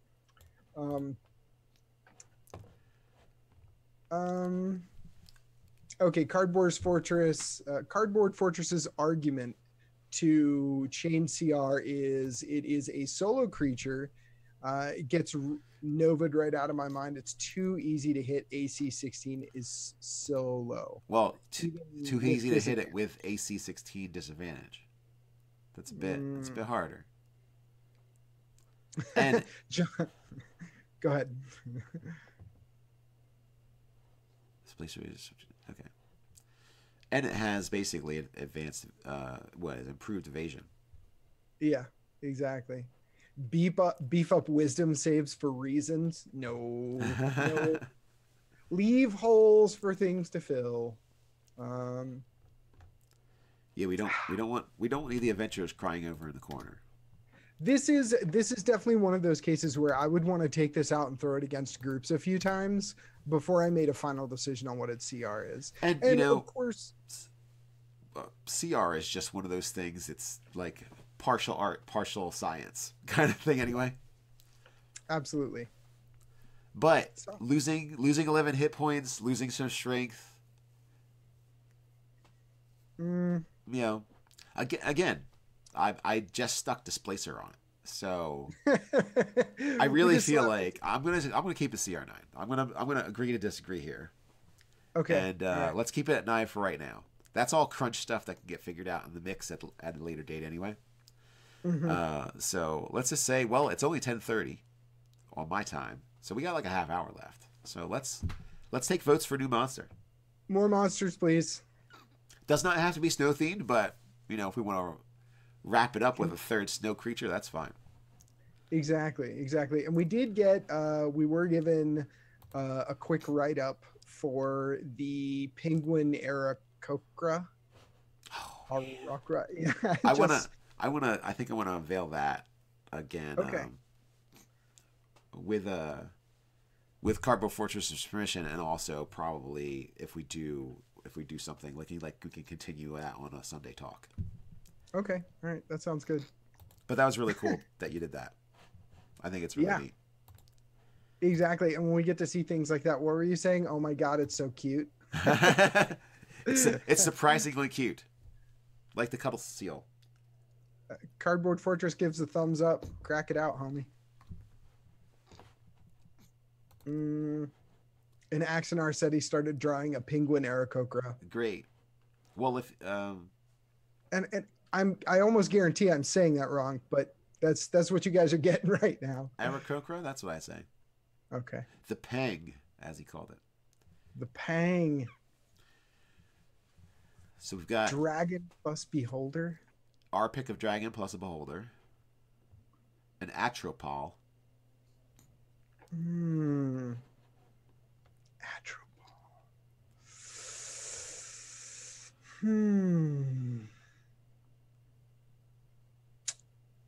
What about, okay, you had a method of rolling for this. Do you have the Nerdarchy dice roller set up? I have the Nerdarchy dice roller. So let's say we're going to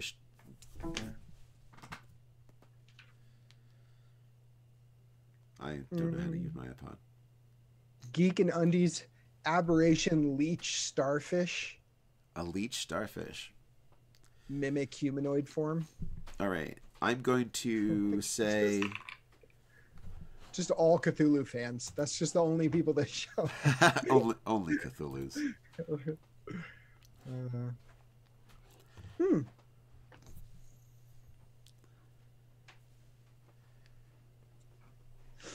All right. I have an R. R? So, yeah. Something from R. Yep, something from R.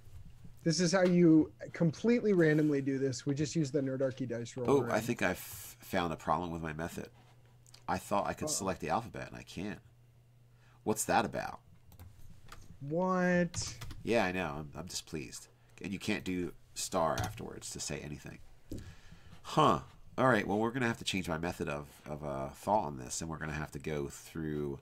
We've got Aberration, Beast, Celestial, Construct, Dragon, Elemental, Fae, Fiend, Giant, Humanoid, Monstrosity, Ooze, Plant, and Undead as our choices.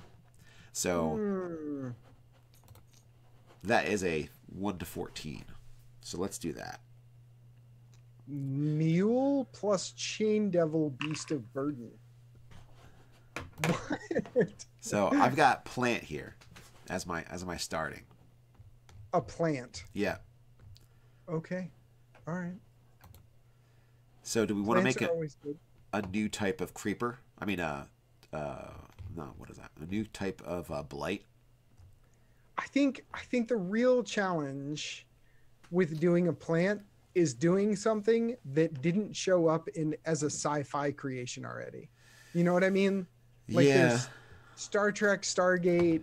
You know what? There's so many takes on weird plant life. But we need a killer plant. The Arctic zone is missing a murderous plant. Gibbering shrubbery. Great. You saw that too, dude.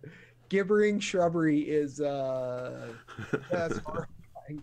Where would the mouths be? I don't know. I like it. I like it a lot. Orkwort, snowberry bush, shambling snow mound, topiary garden, and then tree spider. Isn't it mouths? Where's my gibbering mouths? Is that called something else now? In 5th edition? Isn't it around? Gibbering mouther? Isn't that what it's called? Oh, mouther. Yeah. I was thinking mouths. Nope. All right. I'm just going to search it. Yep. There it is. Showed up.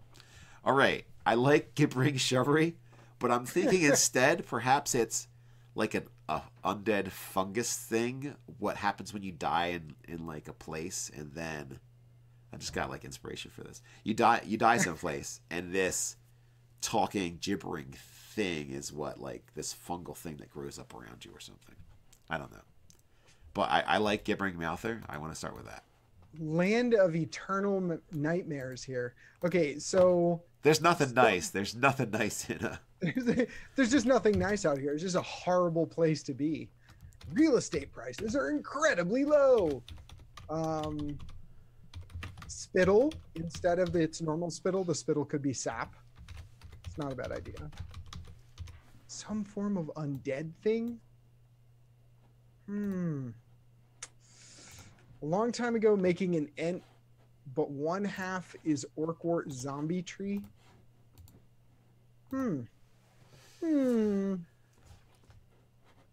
There's tons of approaches we could take on this. What do you got up? I got the gibbering mouther so far. Okay, all right. Right. And I like the idea of like plant fungus undead stuff. Okay.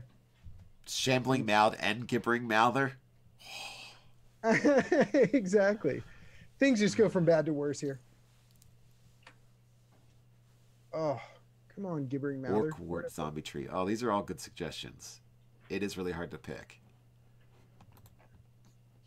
There's quite a lot of good stuff here.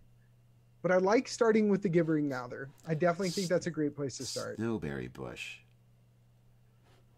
Maybe people harvest stuff off of it, and like it has edible things on it, but it's also this like this terrible thing. Fungal ooze. Ooh. Ooh. Ooh. Ooh. Okay. Saints Guard has an incredibly neat take on this. How about a plant that imitates the last corpse it had, so you can get adventurers to investigate the dead creature? Okay, so it's a thing that eats a person and then kind of looks like them, Yeah, like a fake of them. If you look at how a fossil is formed, right? Tree falls into the ground, minerals slowly leach into and replace the wood, Okay. and then you have this big mineral construct that looks like a tree, but it's not a tree. What if the plant eats the people, and then leaves behind this like funky, crazy plant corpse? My first thought is that the corpse can get up and move now, but No, I like the stationary thing that you come upon. And let's say instead of the gibbering out loud, it's like a spore effect that just like stuff affects you and you kind of have this kind of delirium go on. this is an excellent idea. Yeah, Stuff there. Janderline. Snowberry is a plant in Skyrim, and it was the first thing I thought of. That's what I was like. Snowberry. I don't know anything except Skyrim stuff right now. Yeah, Skylar. This is the last live stream we did, or the last live stream Nate and I did. We did one of an Arctic zone for the Nerdarchy's official world. So we're just working with things that fit within that setting tonight. That's just how it ended out. So, All right. So my first vote is disorienting spore cloud. Is the instead of the babbling incoherently, it's just a radius around that just has these things in the air that affect people if they fail their saving throw. so you see before you, half buried in the snow in the tundra in front of you, you see what looks like a soldier. He's splayed out. There's a sword still sticking out of his back. As you approach, make a save. Yeah. As you get closer to investigate, make a save. So on a 1 to 4, the creature does nothing. On a 5 to 6, the creature takes no action or bonus action and uses all of its movements to move in a random direction. On a 7 to 8, the creature makes a melee attack against a randomly determined creature within its reach, or does nothing if it can't make such an attack. So a little crazy chaos happening there. Oh my god. What? So the spore is the attack? It's not gonna like reach out and Well, that's the gibbering. The gibbering. Okay. Yes, I'm transforming that into not a sound, but just it's in the air. Spores. Gross. Yeah. Awesome. This is disgusting. Good idea. All right. So I still don't have a secondary creature. I'm like, we going for fungus? We going for plant? I mean, shambling mount. I kind of like it to be stationary, so maybe a snowberry. I definitely think you could probably kind of take this and tweak it as it is. I don't know that we need to mash something else into it. We could, just to see what other variables we get, I guess. Yeah, I don't know what else I'd want it to do.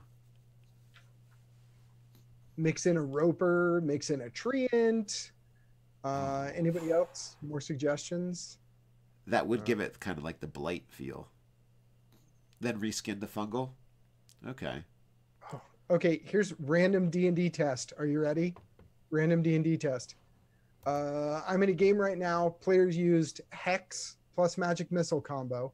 Okay. Recipient used Shield spell to block the magic missile damage. Does the Hex damage still apply? Go. You know what? I think I'm going to look up Hex for that. Okay. With my power of D&D Beyond. I'm going to cheat and just look it up. All right. So you place a curse on a creature. You deal an extra whenever you hit it with an attack. So since the magic missile was blocked, the Hex doesn't take effect. Yep, you got to hit it. That's your answer, my man?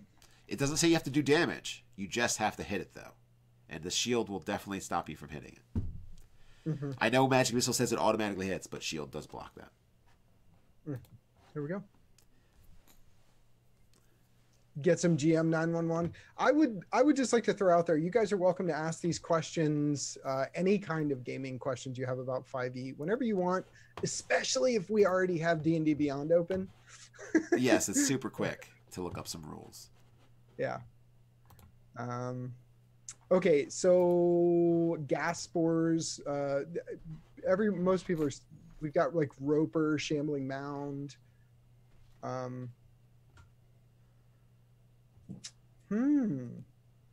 Roper, Shambling Mound. Screaming or Violet Fungus. That is not a bad idea. Where was that? That is right here. This one, so if you just look up fun guys. We're looking at Violet Fungus?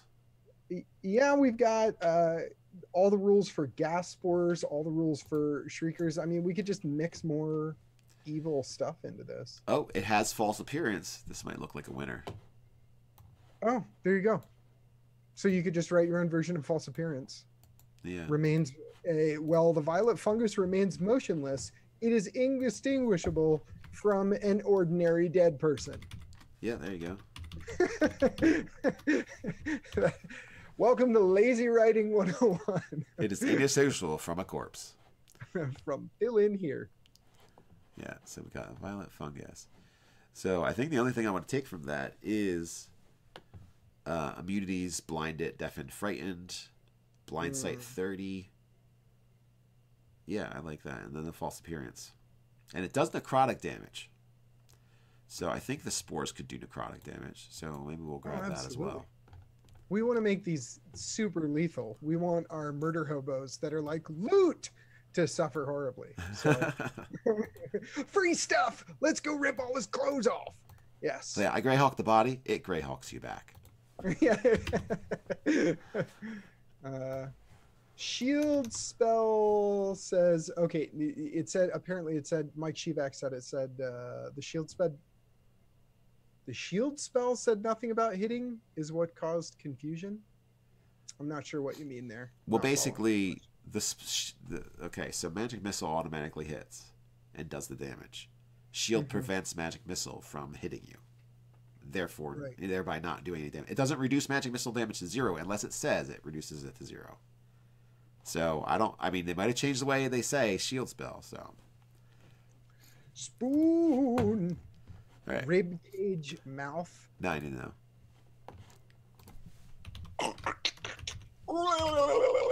Yeah, no, that's horrifying. Right. What about ways to keep someone engaged? You know it's going to be in shield. What if like the parts of the body that are like touching the ground are rooted, so it's really impossibly hard to move? And then, are you reading the YouTube chat? Because that's what I was reading. Sorry, I gotta interrupt for the magic missile thing. Okay, so you get a +5 to AC, including against the triggering attack, and you take no damage from magic missile. Okay, so this is going to be kind of weird, but magic missile.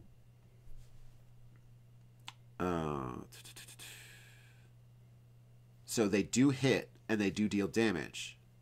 So it doesn't say they don't hit anymore. So I see what you mean there with it being a little weird.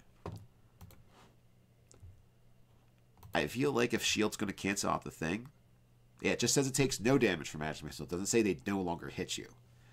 But that kind of implies that the magic missile still makes contact. Well, asterisk, which you take when you are hit by an attack or targeted by the magic missile spell.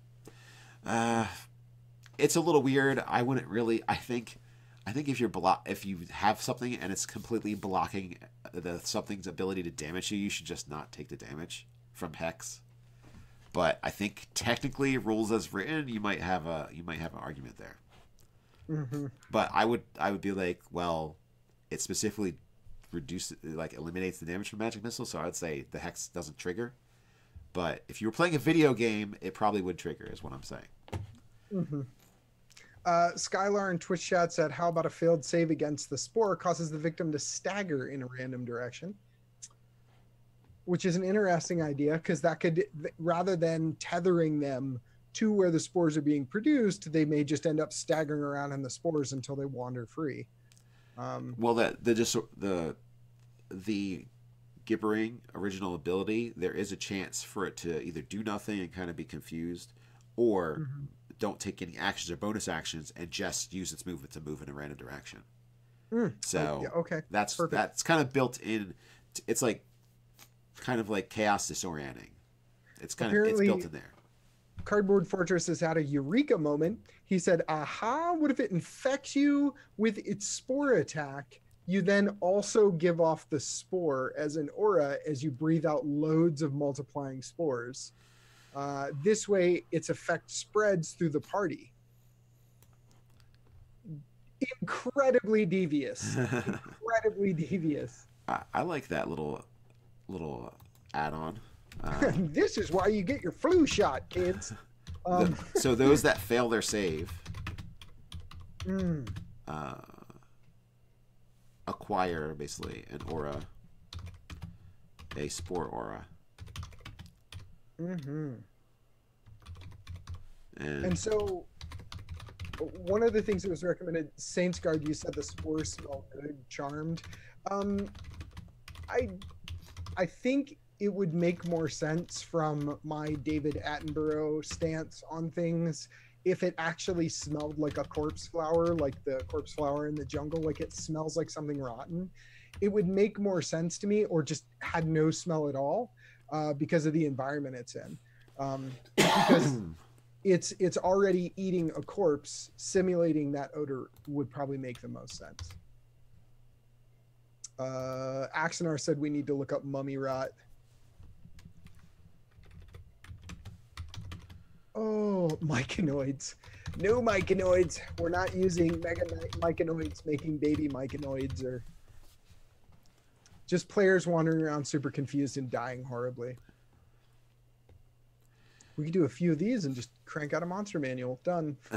Bam. All right, I feel like this is going to be a weaker CR monster, because what is the gibbering mouth they're at? Oh, John Gleeman, that is super dark. What if the growing spores look like gold coins? Oh. It's covered in gold. Looks like somebody just dumped a bucket of gold coins over the corpse. It's like right before I died, I tossed this stuff out. Like, I'm gonna die, but someone will want this money.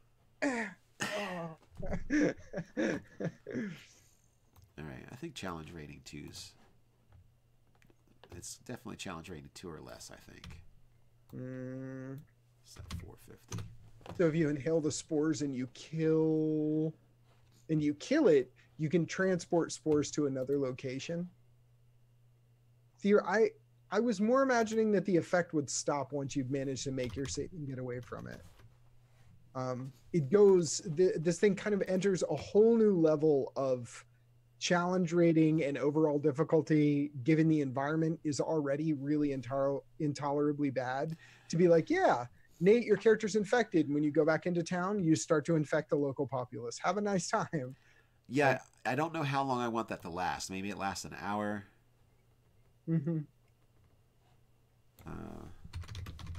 I like the idea of limiting it.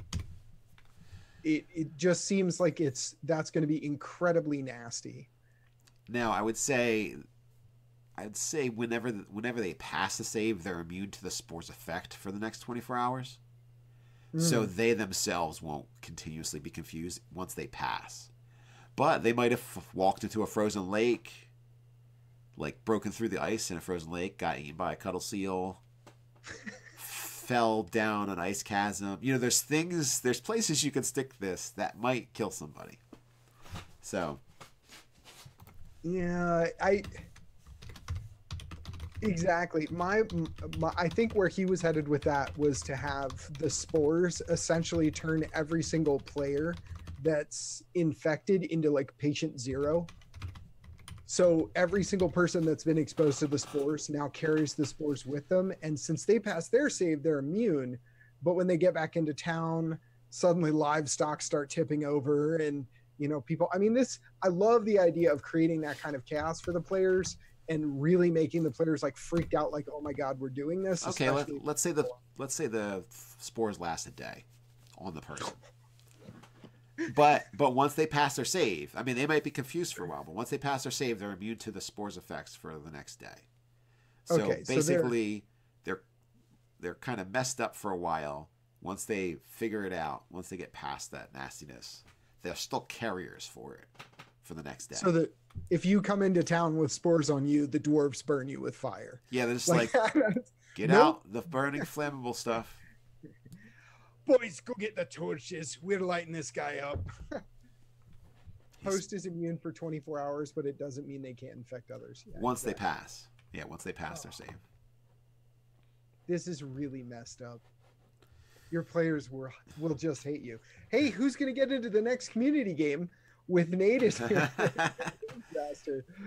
Kredscher's belt, here we come. It's way deadlier than it was previously.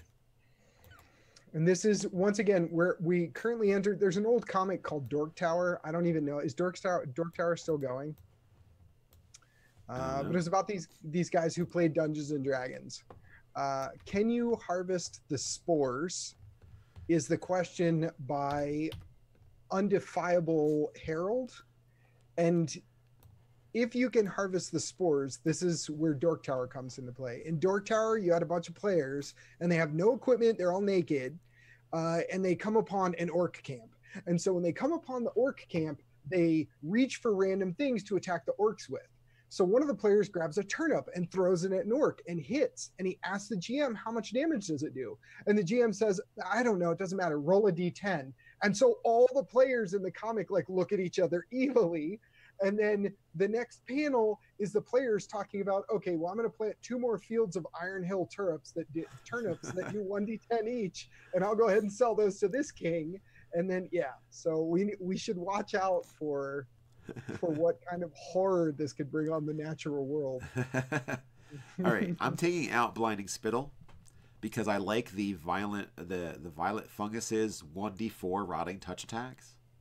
Oh. So I want to keep those, and basically, so it's camouflage, just sitting there, and then as you come up to it, it's got the spore stuff. If you happen to walk into it, it's going to like hit you with little sticky tendrils. Not full out tentacles, but just like pseudopod kind of. Okay, the nightmare is real. All right, good deal. And I'll take away the bite as well.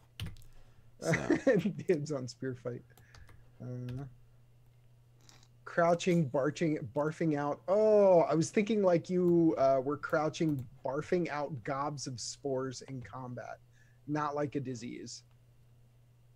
Carnivorous plants gets its food if its prey runs away. I imagine it would grow onto something or it would infect something, and then when that thing died, like if you get infected by the spore cloud and you die, then it would just consume your body, right? That's kind of where my head went with it. I mean, well, that's how you become. If you die within 24 hours, you'd become another one of these. Yeah. And any carrion eater out on the tundra, and there are tons of carrion eaters in cold climates, would end up being food for one of these. That then might get attacked or die of natural causes, or an adventurer might be like, oh, I need some food, kill it, and then they come up to it and it's like, oh, spores. What's this about? Mm-hmm. Yeah. Oh, what's this? Well, George just walked into the frozen lake. I think someone needs to fish him out. And then the other person's like swinging their 2-handed sword at him while he's saying it. I'm like, oh God. Russet Man wants to make confusion-based poison out of this. So basically, this nasty creature is going to be weaponized in short order. So, I like the things you can do with the dead stuff. Items. There we go. What did we say? Like, let's say any type of confusion poison. Mm-hmm. Oh, we're doing it. I didn't know that's what was happening. We're doing it. So let's say you can make a confusion poison out of that. That will do the disorienting spore cloud effect on the person you strike, but doesn't do the spore stuff. Okay, it won't spread, but it will cause an immediate confusion effect. Yeah, they'll need to make a save when you hit them, or when they drink it, or it'll immediately do the confusion effect. There are evil players out there right now wringing their hands, thinking of how they can get their hands on tons of corpses so that they can make a big pile of that stuff. A big farm of it. So yeah, we're just gonna plop that right over there. All right. So what else do we have for a suggestion for what it could be? Or did that kind of? I think we've defined some really horrible stuff here. We have cuddle seals in the water that can leap out like an angry crocodile and drag you back into the depths to their Lord Cthulhu. We have a displacer yeti or a blizzard beast that's got an arguable challenge rating. and we have patient zero. A nice camouflage false appearance corpse that is really just like a fossilized, fungalized plant monster colony. Yeah. Kind of like a fungus living on a dead body, but the dead body's been consumed mostly, and it has this crazy confusion effect that the spores also stick to people, so then they kind of make other people confused, and nice stuff. I think that's a good mix, and I'm glad we got it in under the wire. We got a minute left. We did. We barely got it in under the wire. So thank you, everybody. We're going to wrap it up. Thanks for summing that up for everybody for the monsters we did. You can join us again. As of right now, Friday's a little wishy-washy. I'm cool with doing Fridays. So, but we're also looking at having games Friday. So as of right now, 9 to 11 Friday is going to be the next show. And we are going to, I think, just do questions and stuff like that while we figure out what we actually want to do for the show. Nerdarchy After Dark is what I would like to call it, where we're going to talk about, time traveling ninjas and what's actually in a black hole and whatever else we want to talk about that's fantasy weirdness. Shape changing, thermodynamics of shape change is something I'd like to get into a conversation about. But anyway, that'll have to be next episode. And, save all your suggestions for the next Monster Mash on Thursday. And if you'd like to see more content from us, we have a lot of stuff over on YouTube if you're not familiar with it. And we also have some stuff here on Twitch. And until next time, stay nerdy. Stay nerdy, guys.